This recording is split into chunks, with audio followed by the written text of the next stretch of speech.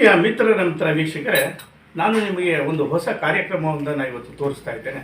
ಅದು ಬುಡಗ ಜನಾಂಗದವರು ವಿವಿಧ ವೇಷಗಳನ್ನು ಹಾಕ್ಕೊಂಡು, ಅಂದರೆ ರಾಮನ ವೇಷ, ರಾವಣನ ವೇಷ, ಹೀಗೆ ಒಳ್ಳೆಯ ವೇಷಗಳನ್ನು ಹಾಕ್ಕೊಂಡು ಎಲ್ಲ ಕಡೆಯೂ ಸಹ ಸುತ್ತುತ್ತಾ ಇರ್ತಾರೆ.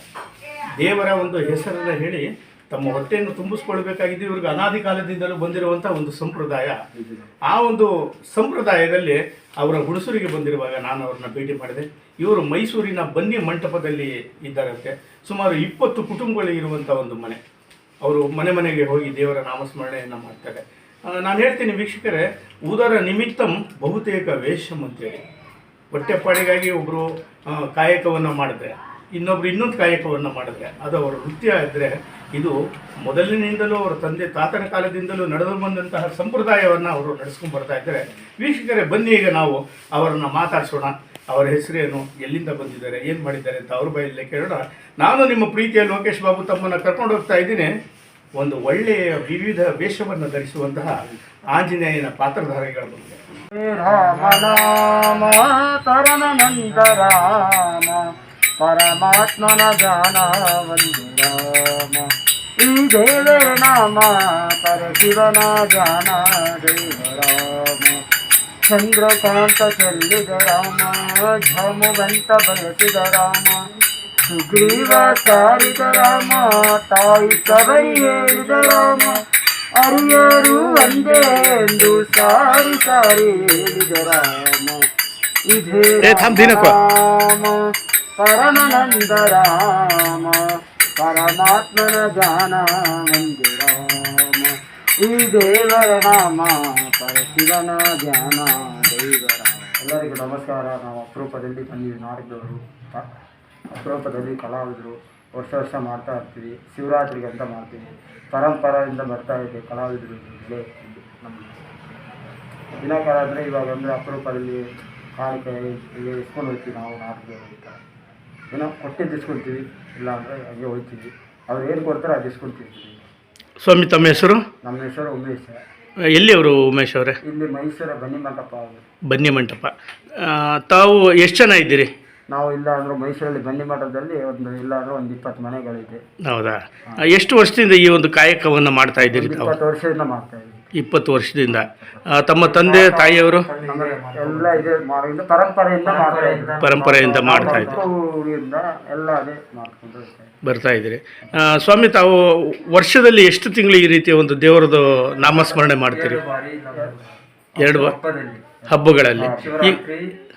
ದಸರಾ ದೀಪಾವಳಿ.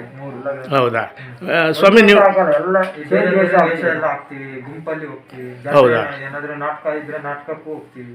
ನಮ್ಮವರೆಲ್ಲ ಹೋಗ್ತಾರೆ. ಸ್ವಾಮಿ, ಎಷ್ಟು ಜನ ಇದ್ದೀರಿ ತಾವು ಬನ್ನಿ ಮಂಟಪದಲ್ಲಿ? ಬನ್ನಿ ಮಂಟಪದಲ್ಲಿ ಒಂದು 20 ಮನೆಗಳಿದೆ. 20 ಮನೆ. ಇದೇ ಕಾಯಕವನ್ನು ಮಾಡ್ತೀರಿ.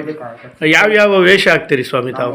ಒಂದು ದಸರಾದಲ್ಲಿ ರಾವಣ ವೇಷ, ರಕ್ಕಸಿಗಳೆಲ್ಲ ವೇಷ ಹಾಕ್ತೀವಿ. ಹೌದಾ? ಈಗ ದೀಪಾವಳಿ ಎಲ್ಲ ಆಂಜನೇಯ, ರಾಮಂದು, ಲಕ್ಷ್ಮಣ, ಸೀತೆ ಎಲ್ಲ ನಮ್ಮವರೆಲ್ಲ.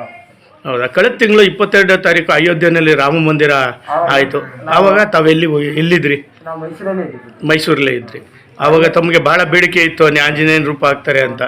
ಹೌದಾ ಸ್ವಾಮಿ? ಹೌದಾ? ಮತ್ತೆ ತಾವು ಈಗ ಹುಣಸೂರಿಗೆ ಬಂದಿದ್ದೀರಿ. ಮುಂದೆ ತಾವು ಎಲ್ಲಿಗೆ ಹೋಗ್ತೀರಿ ಸ್ವಾಮಿ? ಮುಂದೆ ಗೋಕರ್ಣ ಅಂತ ಶಿವರಾತ್ರಿಗೆ ಐತಿ, ಒಂದು ಸ್ವಲ್ಪ ಜಾಗರಣೆ ಅಲ್ಲಿ ಸ್ವಲ್ಪ ಮಾಡ್ತೀವಿ. ಹೌದಾ? ಮತ್ತೆ ಈ ಹುಣಸೂರು ನಂತರ ಎಲ್ಲಿ ಹೋಗ್ತೀರಿ ತಾವು? ಆಯ್ತು, ನಮ್ದು ಇವತ್ತಿಗೆ ಆಯ್ತಾ, ಮತ್ತೆ ನಾಳೆಯಿಂದ ಮುಂದಿನ ಊರಿಗೆ ಹೋಗ್ತೀರಿ ಸ್ವಾಮೀಜಿ? ಅಂತ ಊರು ಅಂತ ಹೋಗ್ಬರ್ತೀವಿ. ಅಲ್ಲಿ ಒಂದು ಸ್ವಲ್ಪ ಮಗ ತೋರಿಸಿ ಬರ್ತೀವಿ. ನಮ್ಮದು ಕಲಾವಿದರು ಬಂದಿದೆ ಅಂತ ನಮ್ದು ರೀತಿ. ಬರೀ ದೇವರ ಫೋಟೋವನ್ನು ನೋಡಿದ್ರೇನೆ ಭಕ್ತಿ ಬರುತ್ತೆ. ಅಂಥದ್ರಲ್ಲಿ ತಮ್ಮಂಥ ಆಂಜನೇಯ ಮೂರ್ತಿಗಳನ್ನ ನೇರವಾಗಿ ನಾವು ನೋಡೋದ್ರಿಂದ ನಮ್ಗೆ ಇನ್ನಷ್ಟು ಭಕ್ತಿ ಇರೋರು ಕೊಡ್ತಾರೆ. ಭಕ್ತಿ ಇಲ್ಲ ಅಂದ್ರೆ ಕೆಲವೊಮ್ಮರು ಈ ತರ ಹಾಕ್ಬಾರ್ದು, ನೀವು ಯಾಕೆ ಹಾಕ್ತೀರಾ, ಅವಮಾನ ಆಗುತ್ತೆ. ಇಲ್ಲ ಇದು ಕಾಯಕ ನಮ್ದು ಕಾಲದಿಂದ ಬಂದಿದೆ ಅಂತ ಹೇಳ್ತೀವಿ. ಒಬ್ಬೊಬ್ಬರು ಗೊತ್ತಿರೋರು ಹೇಳ್ತಾರೆ, ಬುಡಗ ಜಂಗಮ ಅಂತ ಗೊತ್ತಿರೋರು ಕೊಡ್ತಾರೆ, ಇಲ್ಲಾಂದ್ರೆ ಕೊಡೋಲ್ಲ. ಬುಡಕಟ್ಟು ಜನಾಂಗ ತಾವು? ಬುಡಗ ಜಂಗಮ ಅಂತ ಹೇಳ್ತಾರೆ. ಬುಡಗ ಜಂಗಮ. ಸರಿ ಸ್ವಾಮಿ. ಸ್ವಾಮಿ, ಈಗ ತಾವು ಈ ಒಂದು ವೇಷವನ್ನು ಸಂಜೆ ಎಷ್ಟೊತ್ತು ಗಂಟೆ ಹಾಕ್ತೀರಿ? ಹೌದಾ? ಬೆಳಿಗಿನ ಜಾವನೇ ಬಂದ್ಬಿಡ್ತೀರಿ ತಾವು? 6:30 ಬರ್ತೀವಿ. ಹೌದಾ? 2-3 ಇಲ್ಲಾಂದ್ರೆ 4 ಗಂಟೆ. ಸರಿ ಸ್ವಾಮೀಜಿ. ಈಗ ನಾವು ತಮ್ಮ ನಾಮಸ್ಮರಣೆಯನ್ನು ಕೇಳ್ಬೋದು, ತಾವು ಮಾಡ್ತಿರಲ್ಲ ಅದು. ಜಯ ರಾಮ ಪರಂಧಾಮ ರಾಮ ರಾಮ ರಣರಂಗ ಭೀಮ ದೇಶ ಸರ್ವಭೌಮ ಶ್ರೀರಾಮ ಪರಂಧಾಮ ಜಯ ರಾಮ ಪರಂಧಾಮ ಸೂರ್ಯದ ರಾಯರ ಸೋಮ ಶಿವನಾದಿ ರಾಮ ಗುಣಧಾಮ ಕಾರುಣ್ಯ ರಾಮ ದಶಗಂಧದ ರಾಮ ರಾಮ ಗುಣಧಾಮ ಶ್ರೀರಾಮ ಪರಂಧಾಮ ಜಯ ರಾಮ ಪರಂಧಾಮ ರಾಮ ರಾಮ ಸೀತಾರಾಮ ರಾಮ ರಾಮ ಸೀತಾರಾಮ ಜಯ ಜಯ ಶ್ರೀರಾಮ ರಾಮ ಜಯ ಜಯ ಶ್ರೀರಾಮ ಶ್ರೀರಾಮ ಪರಂಧಾಮ ಜಯ ರಾಮ ಪರಂಧಾಮ.